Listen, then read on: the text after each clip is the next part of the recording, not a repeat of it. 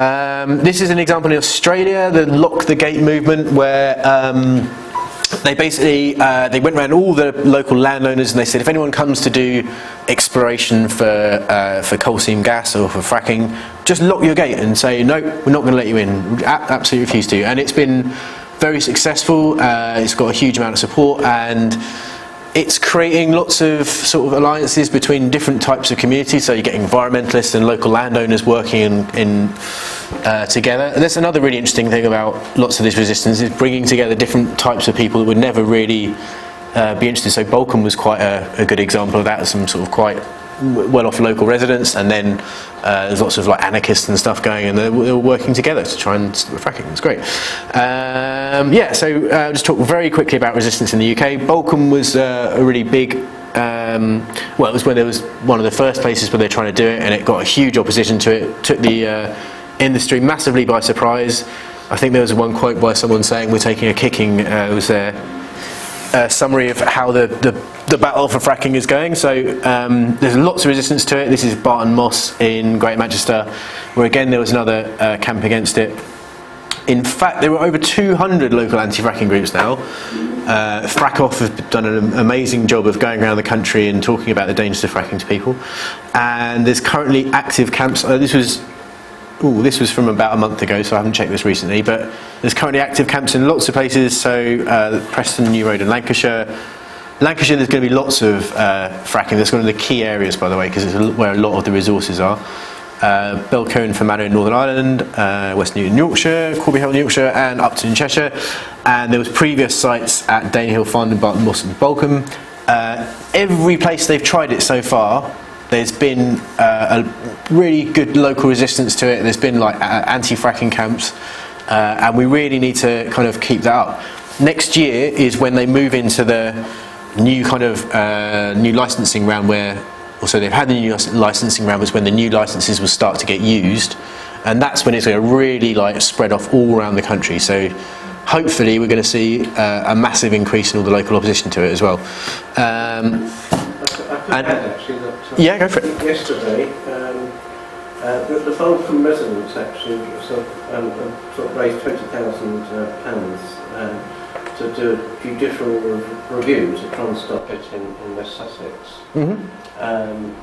Well, it went to the High Court in London yesterday, well, for the last 2 days in fact, and the judge is now deliberating on it. It was court number 1 at the Royal Courts of Justice. Interesting, yeah.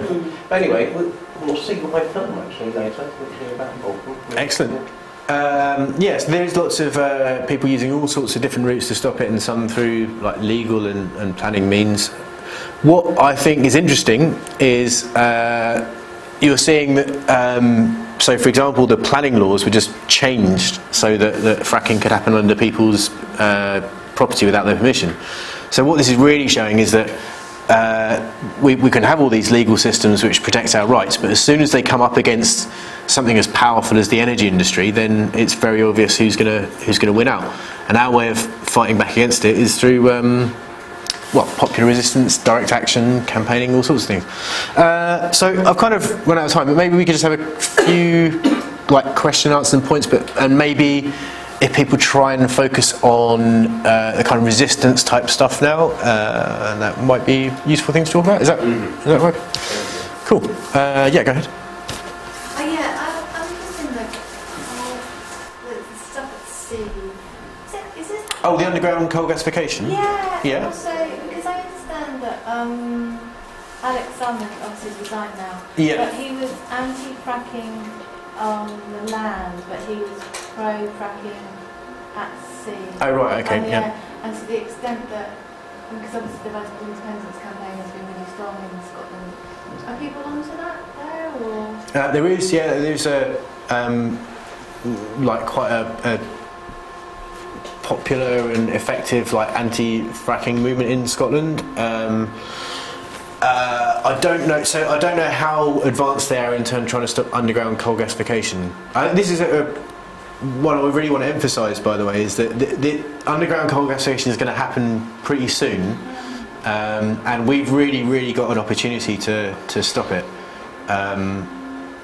it could be like a really important symbolic victory if we manage to stop it in the UK. And luckily there is this kind of resurgence in the environmental movement because of fracking, and if we can use that effectively, we might be able to make some real differences on a global scale even. Can you elaborate on that a little bit? Tell us what type of action is going to stop underground coal gasification. On underground coal gasification. Well, I think basically we're going to have very similar things. So protest sites where they want to do it, lots of local campaigning, trying to tell people about the dangers of it, particularly about the dangers to local water supplies.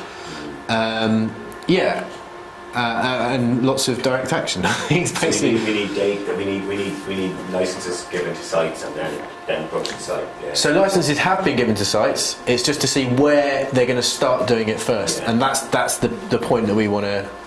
Like as soon as they start doing it, we want to be all over it. So can you just elaborate where and also if it's at sea, it sounds like it's going to be trickier because obviously. It's kind of trickier, but they still have to have the infrastructure on land.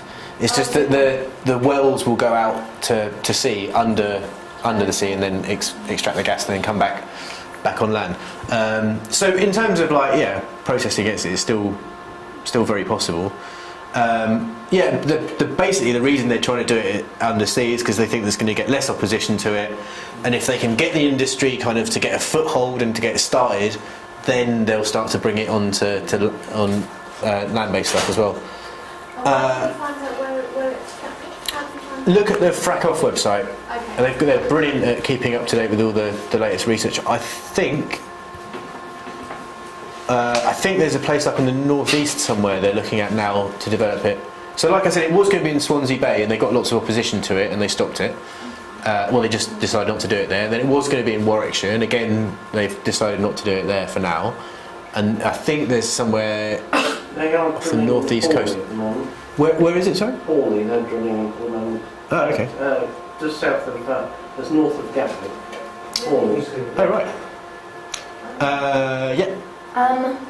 When you say that, when the government comes up against energy companies. Oh, it wasn't the government coming up against anything. It was us. You said when we come up against energy companies, it's kind of more powerful or something like that. You can certainly add a point, in a minute. Just recently, finding out that Lord Balcombe is actually the head of an energy company and he is in Parliament. It's no longer, there's no separation, it's not, and I think we keep on seeing them as separate and we keep on discussing it as if it's separate, and it's not separate. Yeah. The energy companies are in Parliament. I mean, there's no revolving door, there's no, it's not his brother or his sister, it's him. Yeah. So I think what we're up against is a broken democracy.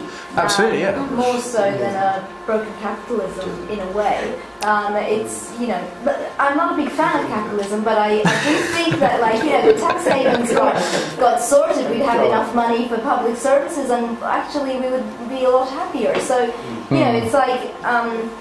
but anyway, that was my point. My point is that our democracy is totally toxic. It's toxic. Yeah. So, can I add a point?